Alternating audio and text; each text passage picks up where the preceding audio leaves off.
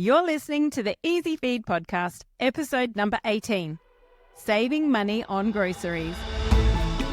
Hi there, I'm Karina Savage, and with over 20 years experience feeding children, including my own, I've learned all the secrets that busy mums need to get their children eating better and actually enjoying healthy foods. So a huge welcome to the Easy Feed podcast. Welcome back, everybody. It's so great to have you, and I am super excited to announce a fantastic guest that I have today. She is a seasoned expert in saving money on groceries, and she's going to share some valuable insights and tips with us today so that we all have a few extra dollars up our sleeve. I met this lovely lady at a recent conference in Orange County, and we hit it off. We realized that we both had a lot in common helping fellow mums feed their families. So please welcome, all the way from sunny California, Mrs. Rachel Coons. A huge welcome to you. How are you, Rachel? I'm doing so good. Thank you, Karina. I'm so excited to be here. It's so good to have you on. So we met in Orange County, California in December last year, and it was at a conference and a Growing Our Online Business conference. And what a conference it was. So we were not only learning about, growing our businesses, but we were meditating and we were bending spoons and we were doing all sorts of phenomenal things. So, it was a perfect opportunity to meet new awesome people. And, what an experience. Yeah, it was, life-changing, I would say. So it would be great to let our listeners know a little bit about you. So to kick things off, are you a mum of 4? I am. I've got 4 kids. My oldest is 9 and my little baby is 3. So not much of a little baby anymore. And let us know a bit about your background. So what inspired you to become an expert in this area? So I actually have a background in health and wellness. That was what I studied at university and have been in that world for a long time. I started my Instagram in 2020 sharing about how to feed your family easy, delicious, kid-friendly recipes. So that's kind of where it started. And then inflation hit and things started becoming really expensive. And so I really started focusing on our grocery budget and trying to save money on groceries. And I started sharing that on my Instagram as well, not knowing that it would just kind of catch fire.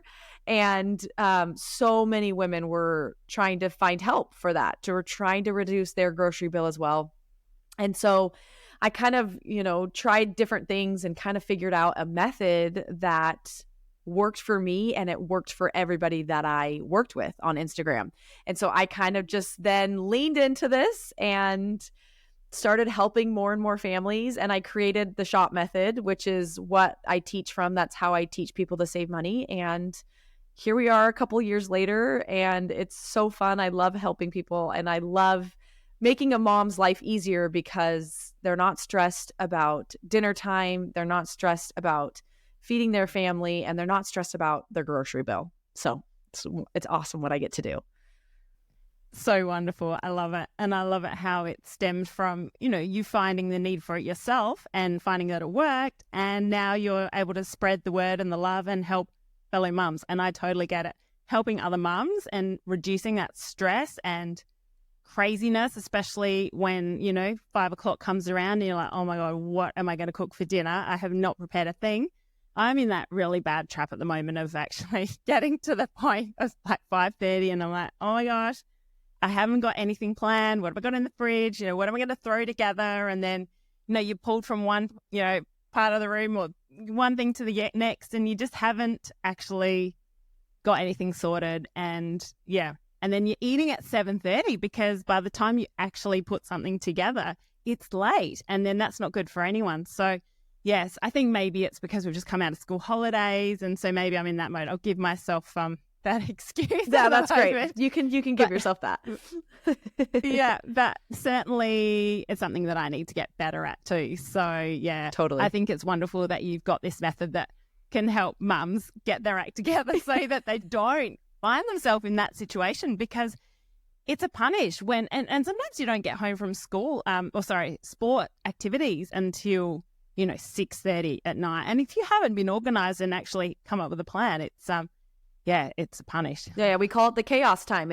Yes. Because I was having a think about our chat today, and actually remind me, I do have one of my members in my membership have a question for you. But Sure. I was thinking about our conversation, upcoming conversation, and I was thinking about the way that my mum shops and her pantry and her fridge.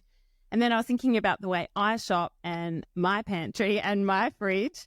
And look, my mum is a wonderful cook. She's from an Italian background, and her pantry, I swear, it's, even when I go over there now, it's the most amazing pantry, and I could just stand there and look at it for 10 minutes. But it's always chock-a-block full. And the fridge is one of those fridges that, you open the fridge door and you're lucky if nothing falls out, because it's like just so stacked up with everything and anything. And I find myself, I'm a little the same way, not to that extent. Mine's probably just a bit more chaotic. Hers is like ordered chaos, whereas mine's just messy chaos. But do you think that our upbringing influences the way that we shop, spend, sort ourselves out with, in terms of our pantry and our fridge and just the way we work? Yeah, I totally. I think that the way that you saw your mom do things is going to be similar, and it's kind of what your reality is, right? And so that's kind of how you plan around meals. I think meal planning is the same way. How often you grocery shop, how you cook dinner, what foods you cook for dinner. I think that all comes from how we were raised. But I also think it can change, right? You can do intentional things to change that if you want to. And so I kind of feel like I'm a little bit of a disruptor in what I do, because a lot of times women are coming to me feeling frustrated, feeling like they don't like the way things are going. And I have to change actions, right? I have to get them to recognize what they're doing and then change the way that they're doing things. And one of the coolest things is that I see, and in fact, in this last week in our membership, we had a woman post in our Facebook group saying, like, our kids are watching us, and she had her son price checking the coffee that he was buying, like what brand of coffee he was going to buy, because she had kind of led by example and showed him how to price check and how to, find a good deal. And she was so proud of that, because she was like, this affects the way that our children do this as well. And so, yeah, I totally think it changes what we grew up with and how our children watch us. Yeah, we are their teachers, aren't we? And I agree with you. You're almost like a behavioral change expert in terms of you've got Yes. to change our habits, and they're not easy to necessarily change. No, especially this is a kind of a thing that, like, nobody teaches you. Nobody teaches you how to meal plan. Nobody teaches you how to get dinner on the table. It's not something, and it's not even something that people really talk about on social media that much anymore. It's not this big area, but it is an area of massive stress when it comes to a mom's life, right?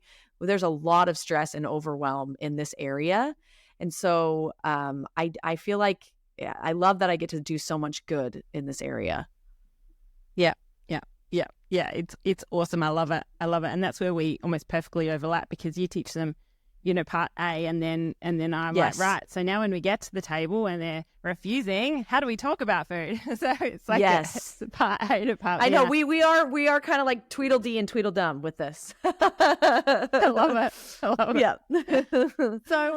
So tell me, what are your top tips for reducing grocery spend? So how can we reduce this money that we're spending every week or fortnight or however often we should be going to the supermarket? Right. Okay. So there's so many different things, right? We could talk about, there's a ton of different levers that we can pull when we're trying to save money, and figuring out what the biggest levers are for you, or what I really focus on with my students. And there's a couple things that I would start with, but first off, coming down to how often are you grocery shopping, and having you grocery shop less. Now, this is always people are like, well, I'm going to buy the same amount of food. But a lot of the times we are going to the grocery store for one or two items. We're putting food in the cart and we end up spending, $50 to $100 every time you go to the grocery store. And then you're doing that every couple days and those start to add up, and we're not bulk buying. We're not being intentional with what we buy. And so every time you go to the grocery store, you're spending more money than had you not gone to the grocery store. So I actually teach 2-week grocery shopping.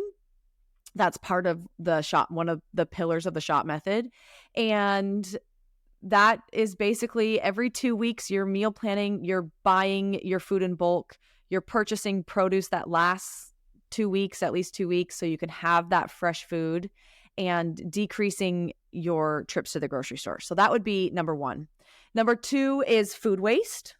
And I don't know what it's like in Australia. I would assume it's very similar, but the average American family is wasting 30% of the food that they buy. Like that's so massive. Much. And think about food waste equals money waste, right? So if you go to the store and you buy $100 worth of food, you could just take one of the bags and throw it in the trash on the way out, because that's basically what we're doing with food waste. And I know it's crazy. So if a family comes to me and they're spending $1,000 a month and they're wasting a ton of food, if I can decrease their food waste, if I can help them decrease the amount of food they throw out, they could get their spending down to $700 just by doing that. So we decrease food waste a lot of different ways, but it comes from having a meal plan, not purchasing, not overbuying, utilizing your freezer and not letting produce go bad. I mean, obviously it's the perishable items that are going bad in the fridge. It's always the big bag of spinach or the cilantro or whatever that ends up going bad. So when you really focus on rewriting that and changing those actions to make sure you're utilizing that food, you're going to decrease your spending. I throw so much baby spinach away. I know. And you know what? Did you know, Karina, that you can freeze spinach? Yeah, I have actually in the freezer. One of the 50 things in my freezer are those little cubes of spinach, but they're like pre-bought spinach little cubes that I bought probably a year ago thinking, oh, that'd be good to like throw in spaghetti bolognese or whatever, but I haven't actually frozen my own spinach, no. Okay, so this is all you have to do. It's actually like when I learned this trick, it changed my life. The bag, so I just bought a big tub of spinach from the store yesterday. And if I know I'm not going to go through it all. So all you do is just take the fresh leaves of spinach and you put it in a Ziploc bag or a freezer safe bag and throw it in the freezer. And the spinach, you don't have to process it. You don't have to cook it. You just throw it in the freezer. And it's actually like they become like kind of hardened, crispy spinach leaves in the freezer. And I throw them in everything. Anytime I'm making like a sauce or, like some type of soup or whatever, I'll pull out those spinach and I'll crunch them up because they're, hard and crackly, and I'll just then drizzle them in whatever I want. So I never have spinach go bad in the fridge. I love that. That's brilliant. And you could do the same with herbs too, right? Yes, absolutely. Yep. Same with, basil, cilantro, dill, all of that. I love that. All right. That's a number. Those are two things. A third thing, we could go all day about how to save money, but another thing that you can focus on is meal planning, right? And meal planning, not over meal planning, not under meal planning, figuring out what works for your family, and then not just meal planning, but we're meal planning food that we know our family likes, right? Especially if we have picky eaters or if we have problems or dietary restrictions. And then also we are meal planning with intention based off of our budget. So we're not just meal planning whatever foods we want. We're meal planning recipes that use up what you have on hand. I call it shop the shelf. But you're shopping the shelf. You're utilizing the perishables that are already in your fridge. So many times people sit down to meal plan and they just think about whatever the heck they want instead of opening up their fridge and saying, oh, I already have chicken breast that I need to use. Let's find a recipe that uses up that chicken or that uses up that spinach. So meal planning with the things that are in your house first, and then meal planning and shopping from the store. So those are three big things. Yeah, I love that. Absolutely. And do you involve your children at all in meal planning? Yeah, so my kids are still pretty young, right? But my two older ones absolutely have meals that they want to eat. And so I always ask them like, hey, when I'm meal planning, I only meal plan twice a month. I do it every 2 weeks. but I will ask them, what foods do you guys want to eat? What meals do you want to eat? And it's always an easier dinner time experience when they've picked out the meal or they're involved in that process. Yeah, right. And so say for a 14-day menu plan, do you plan out 14 dinners? No. So I find that the families that are meal planning 7 meals a week are most of the time they're overbuying and they do have a lot of food waste. So I actually recommend only meal planning 4 to 5 meals a week. And that allows space for if you have leftover food that you need to use, if you have leftover meals like that you need to eat, or it allows for, I try not to cook every single night of the week. One night is date night where we go out and the kids have, whatever they want, noodles, pasta at home. And then it also allows like for schedule changes, or we just have to cook up like eggs and toast really fast. So I think meal planning 14 meals for 2 weeks, you're gonna over purchase.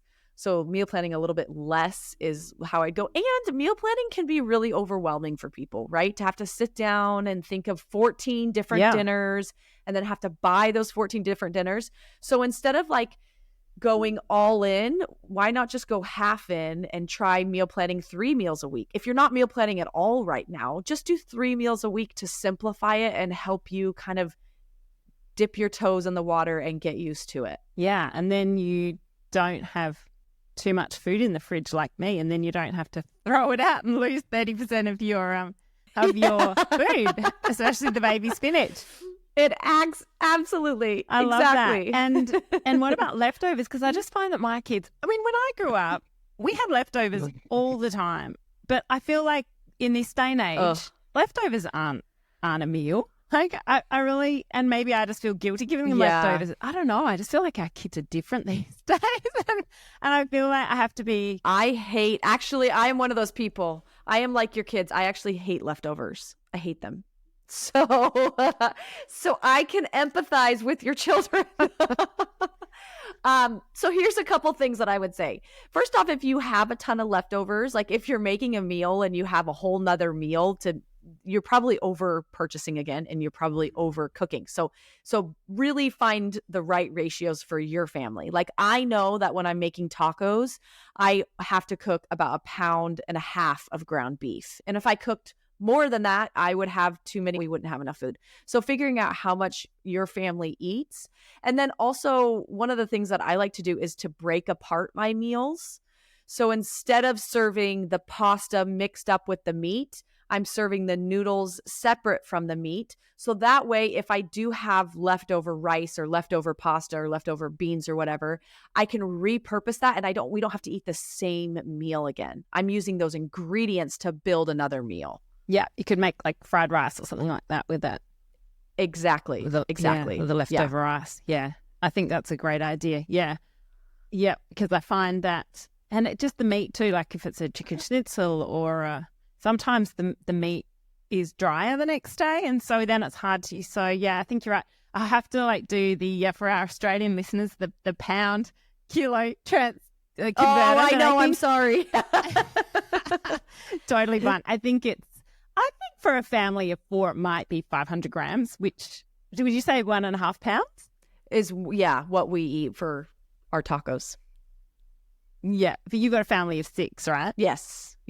So yours is going to be less. Yeah, which should be less. Who knows? You might have big eaters. Unless I'm overbuying. Maybe. Oh, yeah, big eaters or overbuying. It's probably the overbuying that's the issue here. And I've fallen into such a bad habit of literally, I have to confess, I would go to the shop every day. Like, it's so bad. Listening to you talk, I'm like, oh my gosh, I have a long way to go. Remember, we're recognizing, we're changing the actions. You don't even know. But this is the thing is, again, like I'm bringing consciousness, right? A lot of the times we just don't even know that the reason we're spending so much is because we're doing this, this, and this. And I'm saying, yeah, just take a step back. Those are mistakes, and we need to rewrite those or change up those habits. And I'm really a big proponent of intentionalness.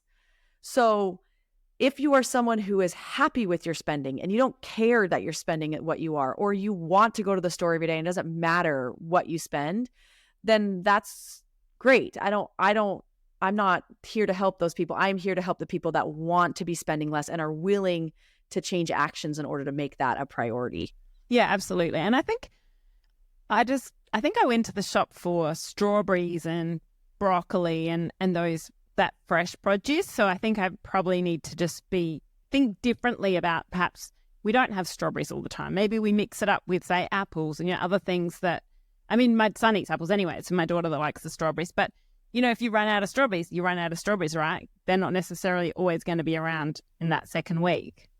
Yeah, exactly. And the kids get used to it. Sometimes it's a little bit of like growing pains, but I do feel like my kids know their strawberries the first week, and then the second week they're eating oranges and apples and pineapple and those longer lasting produce items. Yes, for sure. And then it makes those strawberries even more special. They're more excited to have those strawberries when they come back in week 3. Exactly. I love it. And how do you make kids' snacks last 2 weeks? Like do you just buy bulk in terms of muesli bars and those kid snacks that we do rely on that are in the pantry, those sort of grab and goes? I'm actually not a huge proponent of snacking or those like quick convenient snacks. We build a lot of my snacks. Like if you open my pantry, we would have like, crackers and maybe some applesauce pouches. But for the most part, snacks are built from ingredients versus already pre-made things. I mean, I think it does fuel like better nutrition when they're eating ingredient snacks.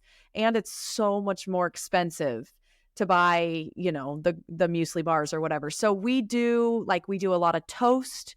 We do a lot of like string cheese and yogurt and some crackers and fruit or whatever. So we're not, I try when we do have snacks, it's not something like quick and easy out of the pantry. It's like, no, you got to sit down and we got to like prepare this and eat it. But yeah. I do. No, I'm just thinking for school lunch boxes and things like that. Oh, sure. So yeah, for that, like, obviously having those on hand is really nice and convenient. And I believe in like intentionalness. So if this is something that you're going to use, it's not going to go bad.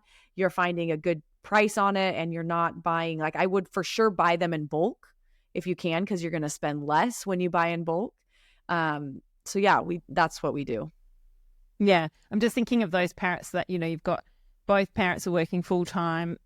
I'm always encouraging people, if you can carve out an hour on the weekend to bake, a couple of, my healthy recipes to pop in the lunchbox. So you've got some black bean brownie, you've got some, healthy cookies to pop in for snacks. But I find that if they've run out or if you haven't had a chance to bake them, then you are going to the pantry for things to put in the lunchbox. And it's, I guess, making sure that those types of things are going to be lasting for 2 weeks. Unless you've been able to make them. Do you know what I mean? Yeah, well, and that's why I would buy them in bulk, right? You should always have, you should have the staples. And this is another thing that we work from is an essentials list.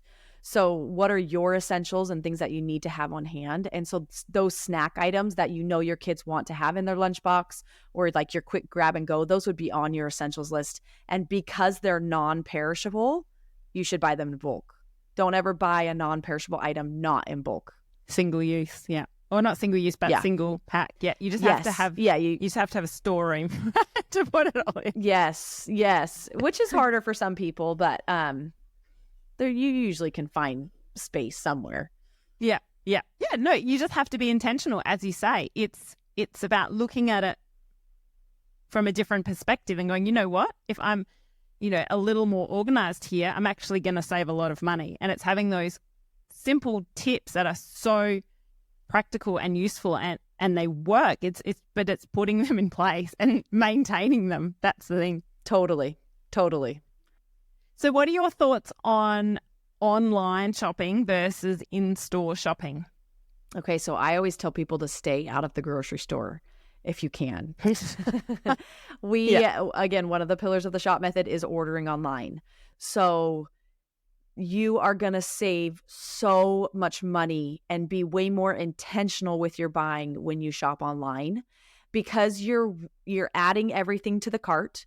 You're not walking down the grocery aisles and seeing random things that you can throw in the cart. And then exactly. And you're also watching your total. So if my goal, if I have a budget for the month, I know exactly what I should be spending every 2 weeks. And I'm going to watch that total as I'm adding things to the cart. So that way, if I'm getting close to my budget, then I'm more careful, or I'm pulling things out of my cart. Or if I have a lot of space, then I'll add more stuff to bulk buy and store up on things. But it makes it so much easier to stick to a budget when we order online. Yeah. So I would say don't go to the store as often as possible. I mean, honestly, and the other great thing about it is that you're also going to save a ton of time. I mean, I feel like online ordering changed my life. So the average American family spends 52 hours in the grocery store every single year. It's about an hour a week that they're spending. And think about the time it takes for you to drive to the grocery store and order the groceries, then load them in the car, then drive home. I mean, we're wasting so much time doing that. Online ordering, a lot of the times it doesn't cost anymore. And you're taking out like a whole process that is waste time. Yeah. And I mean, from my perspective, if you wanted to look at products for the nutrition label or whatever, you can still do that online, right? It's still all there. Do you find that trying to save money on groceries can impact on the nutrition or the quality of the product? And I'm thinking things like wraps or, different products. I'm not talking about fruit and vegetables, but do you think that the nutrition can be impacted on or negatively? Well, it depends on what you like. Nutrition is such like a broad topic. Even like healthy eating is such a broad topic. Like, what does that mean for you versus for me versus for somebody else? So when it comes to like, if you're trying to eat organic only, or you're trying to eat gluten-free and dairy-free, or even like a high protein diet, like, yeah, some of those restrictions or some of those change ups in diet will force you to spend a little bit more. But again, it goes back to that, like, what are your priorities? Yeah. And if buying the like high protein wrap or whatever that is a priority to you, then it's okay. Then it doesn't matter. That's where we're putting our money towards things that matter. It's when we're just willy-nilly purchasing without an intention that's where I think our spending needs to be reevaluated. I personally do not think, I think you can absolutely eat a full, healthy variety of foods in your diet while still budgeting. But it's funny because when you say budgeting, people immediately think it means you're taking away. Like, I'm trying to lower. Yeah, I'm trying to spend as little as possible. And what reality is, budgeting is just being like, what do I want to spend on this? And then setting yourself that target. It's not like, if you could budget $2,000 worth of groceries every month, and you could still call it budgeting, right? It doesn't mean we're like withdrawing the money. So anyways, that's my rant on that topic. Yeah, no, I love that. Because I think about it. I'm thinking, are the additive-free wraps going to be twice the price of the ones that are full of rubbish? But not necessarily. I think sometimes they can be comparable price. It's just about picking the one that doesn't have all the artificial colors and flavors. So I think sometimes it's just taking the time to decipher which one's healthier. The price may not vary significantly. But yeah, I see what you mean in terms of organic and whatnot. That and gluten-free, those definitely do come with a high price tag. But yes, that's when it does come back to priorities, doesn't it? So yeah, that's a good point. Okay, I have a question for you from Susan, one of my members. Yay! Her comment was, I can't wait for this podcast to drop. So she's already pretty excited to hear what you have to say. I feel like my grocery bill and frequency of visiting the supermarket has doubled since my son started school, just to keep the variety and freshness all week. I generally do a weekly click and collect Woolworths, which is one of our local there's probably two big supermarket chains in Australia, and Woolworths is one of those. There are some other large ones, but I'd say that's probably one of the biggest. So I generally do a weekly click and collect Woolworths order to fit with my busy work home life schedule And once a month, I tackle a bigger, more costly order in store to take advantage of my 10% off once a month offer with Woolworths, everyday insurance. I work to a shopping list and I dread having to enter the supermarket out of this cycle with child in tow. I boost my points, check the price per kilo, etc. But can I be doing things smarter, better? Shopping at multiple supermarkets like Aldi, Woolworths and whatnot to get the best deals won't work for me. So it needs to be a one-stop shop.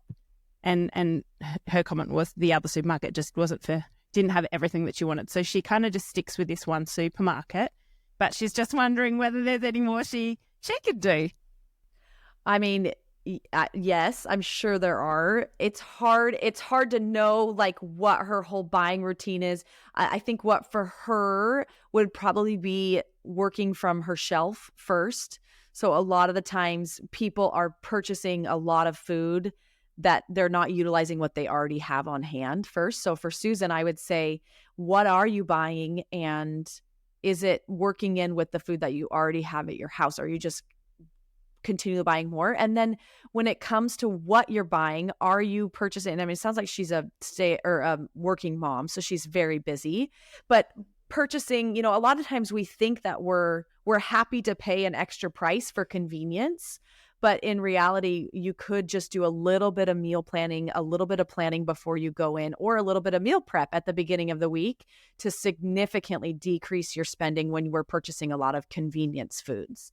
So she can always message me on Instagram. I'd love to chat with her. But that would be where I would start. It's hard. Again, it's hard. It's hard when it's like somebody I don't know their situation. But yes, that's what I do. It sounds like, and I mean, even maybe for her spacing out her grocery trips even more, she could try that too. Thank you for that. And thank you on behalf of Susan. I know that you do have this program called Shop Society that does help families tremendously and mums tremendously to save a lot of money on their grocery bills and maintain a healthy intake. So just tell me a little bit more about how it helps mums and how much money they could expect to save if they did join Shop Society. Sure. Okay, so we actually have a couple of our members from Australia. So this is really fun because I love that we're going global, which is awesome. The Shop Society is my membership that basically like we help you tackle this problem like with every lever that you could absolutely pull. So I do teach the shop method inside the Shop Society, and that has modules and worksheets and PDFs and all of that. That's going to help you figure this out. But we also have a community that we do stuff together when every month we do challenges. We do different master classes where we bring in experts. In fact, Karina's going to come in and be an expert for me next month. And then we also have meal planning taken care of. So we do your meal plans for you. And every 2 weeks we come out with a meal plan that's budget friendly, kid friendly. We have gluten and dairy free meal plans. And then we also have a recipe vault to help you if you want to meal plan on your own. Anyways, it's just like all inclusive. This is what you're going to get. And our average member saves about $600 a month from when they join to once they've implemented the shop method. So it's so fun to watch this transformation that happens. Amazing. Yes. I love that. Yes. I love that. So fun. I'll put it in the show notes and everything as well. I just wondered if you wanted to let people know where to go, but we'll definitely put the link in the show notes. So if you want to get started, I do have a grocery savings guide that's absolutely free that can kind of give you an idea of how to get started on saving money right now. And then we can drop the Shop Society wait list. So we only open doors every couple months. So if someone is interested, they can join the wait list and get on the list for that. On a personal note, what is the biggest thing that you do for your family? What have you found has worked the best, perhaps behavioral change for you in terms of, over the biggest thing for you that's helped you save the most money in your home? It would definitely be the 2-week grocery shopping, the spacing out my grocery trips. It is. And with that, it's also changing the mentality of like when you open the fridge and there's not a ton of food there, instead of freaking out thinking I have a lot of food that I can use and being really creative with that. So that's probably been my biggest thing. I love that. My son actually said to me 2 days ago, and I can't remember how it was prompted or how we got onto it. But he said, I actually think it was because he opened the fridge and it's just so full. And he goes, Mum, wow, we had a lot of food in here. And and the fact that my 9-year-old is now identifying this as an issue, he said to me, Mummy, for the next few months, we should just try and eat all the food we have. He actually said that to me out of his mouth 2 days ago. He said, we should try to eat all of the food that we have in the fridge and the pantry before we go to the shop next. He's my prodigy child. It's like he was on your wavelength and he knew that we were having this conversation. It was phenomenal. I love it. That is really funny. It is really funny. That's really funny. That came out of my 9-year-old and I'm like, yep. You're on the ball more than I am, mate. So I think actually he's going to be all right. He doesn't need to learn from me. In fact, he probably shouldn't be learning from me. I certainly need to change my habits. Yes, but oh my gosh, thank you so much. I have a lot of work to do myself, and absolutely, I think our listeners have gained a lot of amazing tips from what you've said today. So thank you so much. Thank you. I really appreciate it. Now, I wanted to just end with a few fun little questions. What's your top 3 most favorite things about being a mum? Oh, I love this question. I think number 1 is watching your kids turn into people and have personalities and seeing them blossom and grow into humans. I think also how much they've taught me. Obviously, as a mom, we're trying to teach our children, but they have taught me so much about myself and patience and becoming the best person I can be to be there for them. So that's 2. And then number 3 is how much fun it is. I just feel like our kids are they're funny. They do crazy, silly things. And it just brings so much joy and happiness watching them be fun. Isn't that wonderful? And I think sometimes, thank you for sharing that. I think sometimes we can get so caught up in our busy lives and just trying to, be the glue that sticks everything together and, get breakfast, get lunch, get dinner, work, play, throw the ball to them on the trampoline, walk the dog, feed the deer. And we sometimes stop to kind of slow down and go, hang on a minute, what am I grateful for today?